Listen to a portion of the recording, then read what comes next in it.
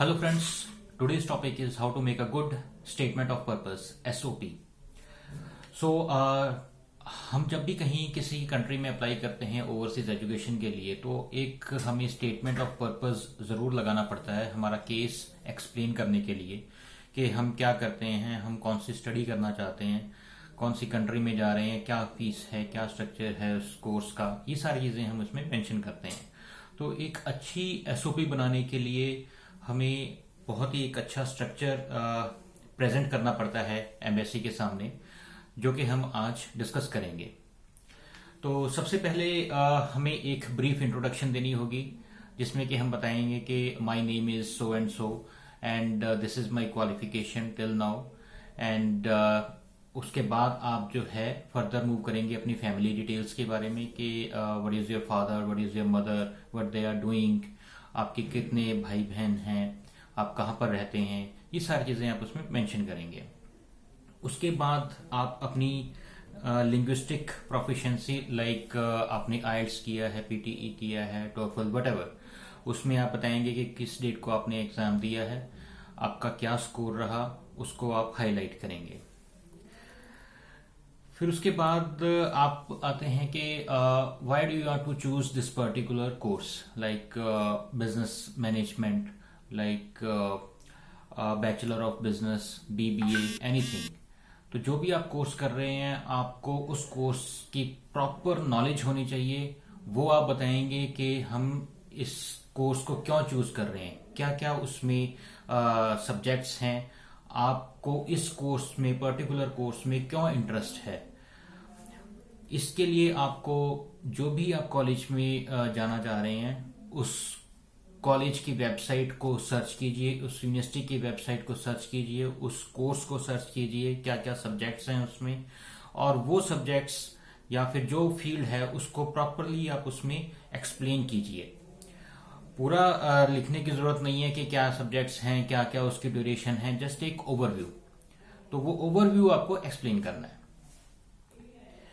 इसके बाद हम बात करेंगे कि फ्यूचर प्लान्स, कि जैसे आपने अपनी स्टडी कर ली बैचलर ऑफ बिजनेस में, तो आप अपना क्या फ्यूचर देखते हैं, आपको पर्टिकुलर कंट्री में क्या फ्यूचर दिखता है, या फिर well you will come back to your home country India, उसमें आपको क्या फ्यूचर नजर आ रहा है।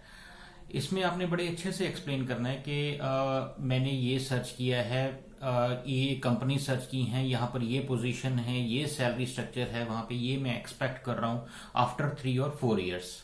तो प्रॉपर आपको एक्सप्लेन करनी पड़ेंगी ये चीज़ें। फॉर एग्जाम्पल हम बात करें, अगर एक अभी एसओपी बच्चे की आई थी हमारे सामने, bachelor of business sports management. बच्चा जो स्टूडेंट है he has done bachelor of arts और ह्यूमैनिटी, +2 की थी ह्यूमैनिटीज में, जिसमें कि उसके subjects like physical education, Hindi, English, इस तरह के सब्जेक्ट से आर्ट्स वाले।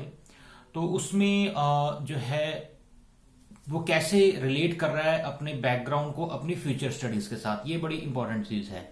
अब जैसे bachelor of business sports management है तो आपको कुछ ना कुछ इंटरेस्ट होना चाहिए स्पोर्ट्स में।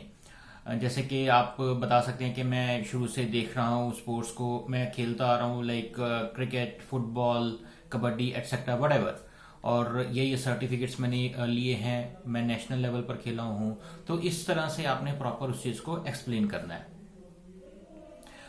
तो ये हम बात कर रहे हैं जो है अपने कोर्स की। उसके बाद क्या क्या हमारा फ्यूचर होगा वो हमने सारी चीजें इसमें मेंशन करनी है।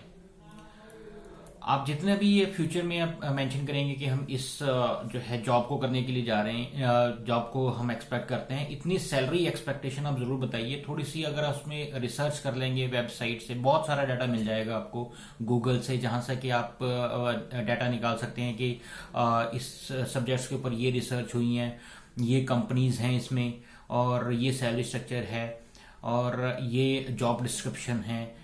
जितना ज्यादा आप रिसर्च करेंगे, जितने ज्यादा आप नॉलेजेबल होंगे, उतना ही अच्छी आप अपनी एसओपी भी बनाएंगे। फिर बाद में आपने ये चीज मेंशन करनी है कि व्हाई नॉट इंडिया। आप ये कोर्स, पर्टिकुलरली कोर्स जो है आप इंडिया में क्यों नहीं कर रहे हो, इस चीज का क्या रीजन है। तो इसके लिए आप बता सकते हो कि जो है यहाँ पर इंफ्रास्ट्रक्चर उस लेवल का नहीं है जो कि वो पर्टिकुलर कोर्स के लिए चाहिए, या फिर जैसे कि लैब्स हैं या फिर टीचिंग सपोर्ट है, तो ये सारी चीज़ें आप इसमें मेंशन कर सकते हो। बट एक वो जो रटी रटाई लाइन होती है कि practical is not here only theoretical, इस चीज़ को ज़्यादा ना हाईलाइट करो तो ज़्यादा अच्छा है, क्योंकि वो बहुत ही ज़्यादा रिपीट हो चुकी है चीज़ कि theoretical, very much theoretical not practical, ये सारी चीज़ें। तो इसमें जो है आपको रिसर्च करनी पड़ेगी कि वो आपको इंडिया में वो चीज़ पर्टिकुलर क्या चीज़ नहीं मिल पा रही है जो कि आपको बाहरली कंट्रीज में मिलेंगी, लाइक ऑस्ट्रेलिया, कनाडा, यूके, जहां पर भी आप अप्लाई कर रहे हो। तो ये चीज़ होगी वाई नॉट इंडिया में। दूसरी चीज आती है फिर कि why particular country, like why Australia, why Canada, या वाई न्यूजीलैंड, वाई यूके। तो वहां पर आपको ये एक्सप्लेन करना है कि उस कंट्री की क्या क्या जो है बेनिफिट्स हैं वहां पर स्टडी करने के लिए, लाइक स्टडी एनवायरनमेंट अच्छा है वहां का, यहाँ वहां पर जो है आपको अच्छा कोऑप मिलता है, इंटर्नशिप्स मिल रही हैं, और जो है अच्छी फैसिलिटीज, टीचिंग फैसिलिटीज हैं, लैब फैसिलिटीज हैं, स्पोर्ट्स फैसिलिटीज हैं। तो ये सारी चीजें आपने उसमें मेंशन करनी है। और आप ये भी मेंशन कर सकते हो कि आपको 20 आवर्स वर्क परमिट भी मिलता है, जो कि एक अच्छा आपका सीवी भी बनाता है, जो कि आपका सीवी वेटेज इंक्रीज करेगा। तो ये चीजें हो गई आपकी वाई पर्टिकुलर कंट्री। इसके बाद आप चूज कर सकते हो, लिख सकते हो कि वाई पर्टिकुलर यूनिवर्सिटी, लाइक आपने, या पर्टिकुलर कॉलेज, तो आप उसी कॉलेज में क्यों जाना चाहते हो। तो इसके लिए आपको पूरी रिसर्च करनी पड़ेगी उस यूनिवर्सिटी के बारे में, उस कॉलेज के बारे में, पूरा पढ़िए उसमें क्या क्या वो फैसिलिटीज दे रहे हैं, उनका क्या प्लेसमेंट जो है हिस्ट्री रहा है, और एलमनाई जो हैं वहाँ के, उनका क्या फीडबैक रहा है, वो सारी चीज़ें आप उसको अच्छे से सुनिए, देखिए, उसमें पढ़िए, और उसके बाद आप उसको एक्सप्लेन कर सकते हैं। तो जैसे कि अब फॉर एग्जांपल कॉनेस्टोगा कॉलेज है कनाडा में, या फिर ला ट्रॉब यूनिवर्सिटी है ऑस्ट्रेलिया में, फॉर एग्जांपल।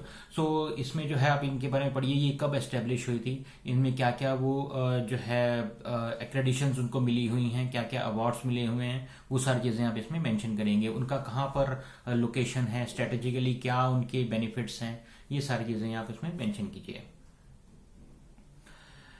इसके बाद आपको जो है अपने एक्सपेंडिचर के बारे में पता होना चाहिए कि आप बाहर पढ़ने के लिए जा रहे हैं तो आपका क्या क्या वहाँ पर एक्सपेंडिचर हो सकता है, लाइक आपका ट्यूशन फीस कितना है, आपका इंश्योरेंस अगर है तो वो कितना होगा, लिविंग एक्सपेंसेस कितने होंगे, एंड अदर मिसलेनियस एक्सपेंसेस कितना होगा, और वो सारी चीज़ें आपको पता होना चाहिए, वो आप उसमें मेंशन करेंगे।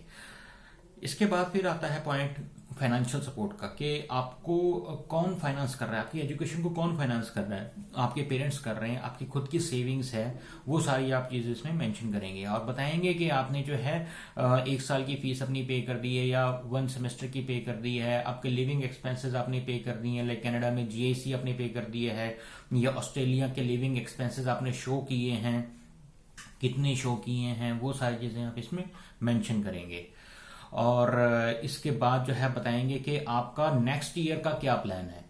आपने 1 साल की फीस तो पे कर दी है, अगर सपोज कीजिए आपका 2 साल का डिप्लोमा है तो आपके दूसरे साल का एक्सपेंस का आप क्या सोच रहे हैं। आप ये चीज़ नहीं मेंशन कर पाएंगे कि जो है आप वहां पर जाकर अर्न करेंगे उसके बाद आप पे करेंगे, ये चीज़ें आपको जो है नेगेटिव में ले जाएंगी। तो do not mention this thing in your SOP. तो जैसे कि आपके फादर की सेविंग अच्छी है, उन्होंने एफडीज दिखाई हैं, and he has like managed it very well, and he has planned for your next year studies as well. तो ये सारी चीजें आप उसमें मेंशन करेंगे। उसके बाद आपको एक अच्छी एंडिंग भी चाहिए, जिसमें कि आप डिक्लेयर करेंगे कि to sum up that I believe that my like academics and my linguistic proficiency is well enough to do this course, to pursue this course। तो इस तरह से करके आप उसको प्रॉपर एक एंडिंग की तरफ ले जाएंगे। And I humbly request to the like high commission to grant me your visa as soon as possible. So इस तरह से इसकी एक अच्छी सी एंडिंग हो जाएगी। तो इस तरह से फ्रेंड्स आपको एक अच्छा जो है एसओपी बना सकते हैं।